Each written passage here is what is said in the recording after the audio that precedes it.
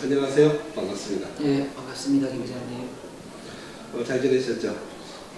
교수님께서 지난 20여 년간 물을 연구해 주셔서 물과 건강에 대해서 저희들이 많은 도움을 받고 있습니다.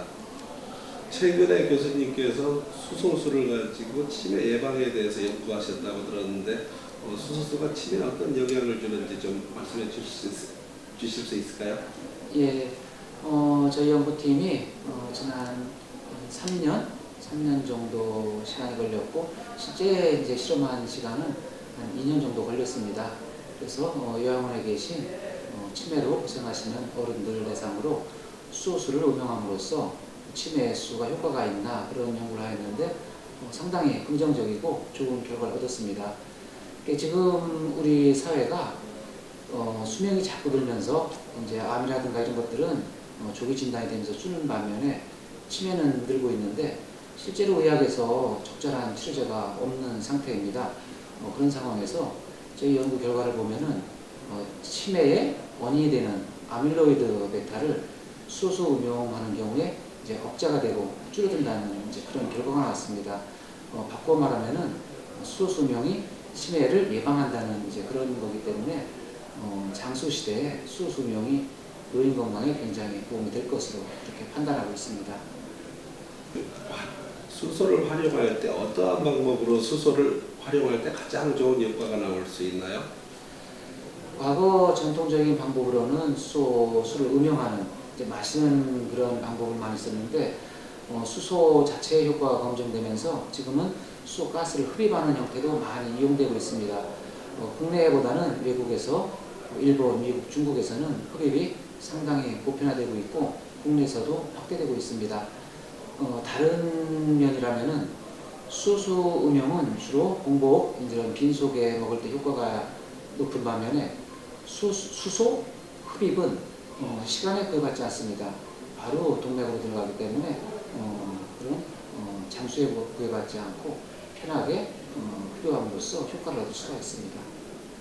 하루에 여러 번 사용해도 문제는 없을까요?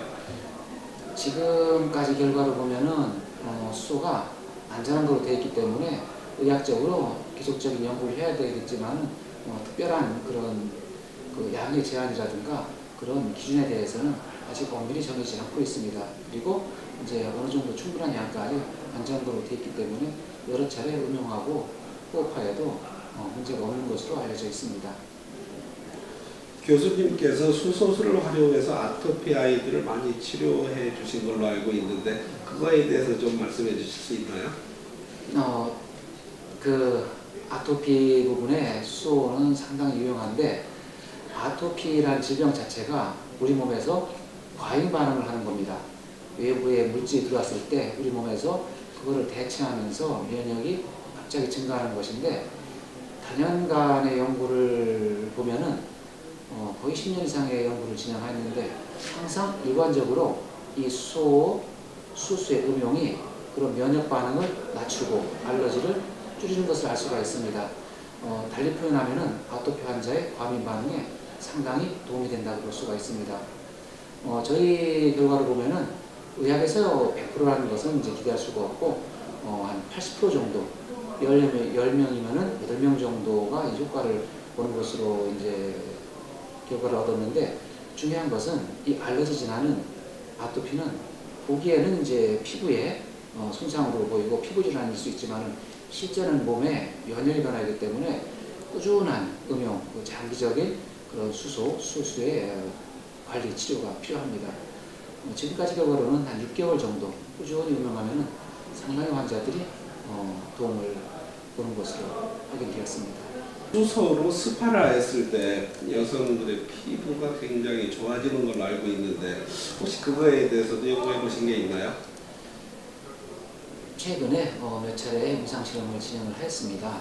그리고 결과도 이제 보고를 했는데 이번 저희가 국제학회를 개최하면서 제목 자체가 수소와 미로 정하였습니다.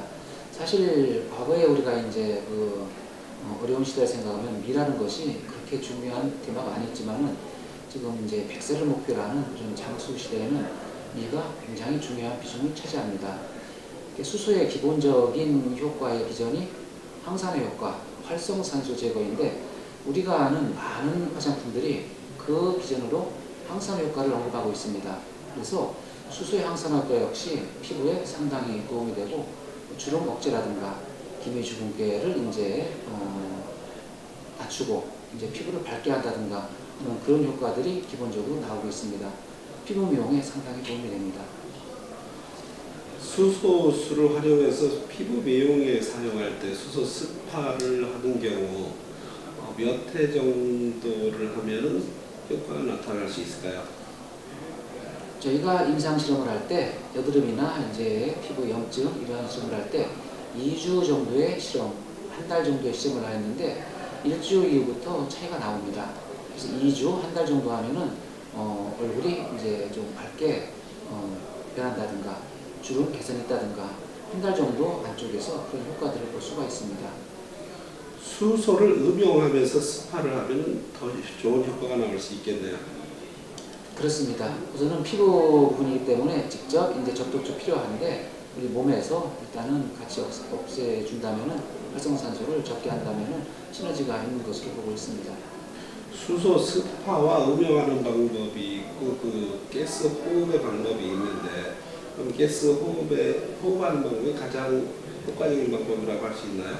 우리 몸으로 볼 때는 호흡하는 방법이 맞는데 과연 이제 호흡을 해서 피부까지 이제 영향을 미치냐 그건 조금 다릅니다.